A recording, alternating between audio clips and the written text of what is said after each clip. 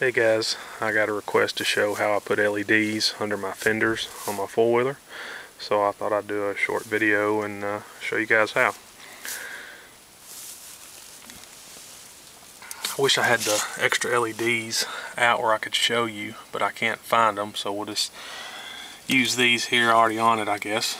But I got these LEDs online, LED wholesalers, and they come in a spool about 15 feet, I believe is what it is.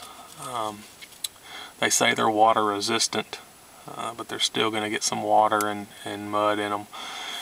When you get these, I would recommend also you can order little rubber caps that go on the end. That'll help keep the water and mud out. I don't have them on there. I just put clear silicone in there and kind of seal that up, but I think silicone and then maybe putting the cap over it with some super glue or something would help even more. These are cut to length. I think you can cut them about every third LED. There's a little scissor mark there where it shows where you can cut them. Once you figure out the length you want and you cut them, you'll have to pull this rubber back, and there's little positive and negatives there, and you'll want to punch a little hole with a small pin or a nail or something on the positive and negative.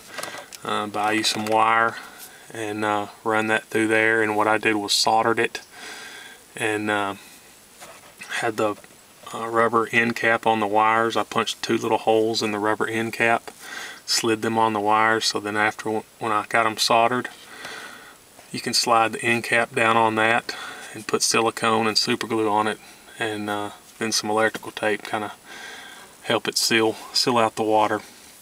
But anyway, what I did was, there's this fender in the front, this fender, the other fender obviously, and then I've got a set just above where the radiator used to be. But I've run those together, tied them all together here, and then started running them back. And here's the wires I've run back. I actually tied those in to the rear fender set on the left and right. Tied those in with that. Had a shrink tubing, and here's the positive side, shrink tubing for that. And the switch, I mounted the switch right here. You can see, maybe to see the red wires here where they run. Here they are right here. One of the wires ties into the positives on all the wires. These are all the wires from the front and the back, and that switch tied in. And then the other wire runs to the, here it is, other positive runs to the battery. We've got an inline fuse in, and it runs to the battery net there. And then here is your ground right here, and it runs all the way back and grounds it all. Let me see if I can find it for you. Right there. And that's also shrink tubing also. Alright, pretty easy.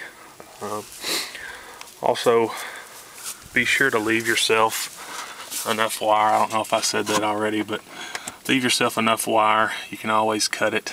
And plus, if you need to replace them, you don't want to have to splice more than you have to.